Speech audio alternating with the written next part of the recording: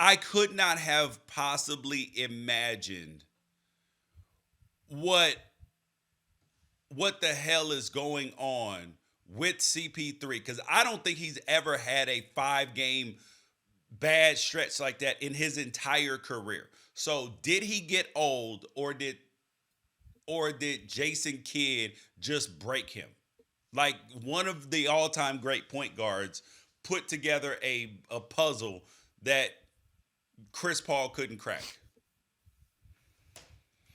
I think there's a few things going on here. He played a lot of games this year. He's probably a little bit worn down and beat up, like everybody is in the playoffs. Um, I think that the New Orleans Pelicans had some success against Chris Paul, pressuring him from the moment that the ball was Yeah. inbounded, and that is something that Dallas continued upon starting from Game 3 on. Um, they were having a lot of success. The Suns were with the pick and roll, and for some reason that discontinued. So whatever the Mavs did to take the Suns out of that part of their game plan, they deserve credit for. And then making him work on the defensive end so that there's absolutely no time off. Luka Doncic, they kept running switches so that you would get a 6'7", 230-pound Luka on Chris Paul. And then they have Jalen Brunson back him down in the paint. He There was a couple of games there where the refs were muddying things up, which is what made Game 7 so wild because you had 6 straight games where the whistle was out way too much on both sides. Yeah. There's no I'm not attacking the officiating for one side or another. I'm saying that the officials had muddied up the series for 6 games, and then last night they let them play. There had to be less fouls last night. I mean, I haven't even checked the stats, and I will tell you that there were way less fouls last night than there were in any other game in this series. So when you kind of just let them Well, go, and well, the Suns were sort of there was no reason to call fouls. Like yeah, the Phoenix Suns. JJ Redick brought up a great point today that I thought was very interesting. Was that the Phoenix Suns aren't built to win in the playoffs, and by that they were saying that the NBA is based upon like coaches. They want free throws, layups, and 3 pointers. right, And Phoenix is built on mid-range game. And if you yeah, can no, box it's them out it's of, and if you can keep Chris Paul off the elbows, which is what the Mavericks did, keep him off the elbows and keep Devin Booker on those dribble handoffs, blitz him, then you negate their ability to score. And Aiton doesn't go into contact, and try to drive get fouls and free throws. correct. And neither that like they don't have anybody that does that on a regular basis that continually puts pressure on the rim. And they were bottom three. They were 15 out of 16 playoff teams in terms of average 3 point attempts and average free throw attempts per game.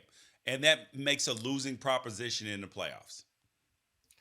I guess this whole like built for the playoffs or not built for the playoffs thing, like the Phoenix Suns won 4 playoff series in the last 2 years.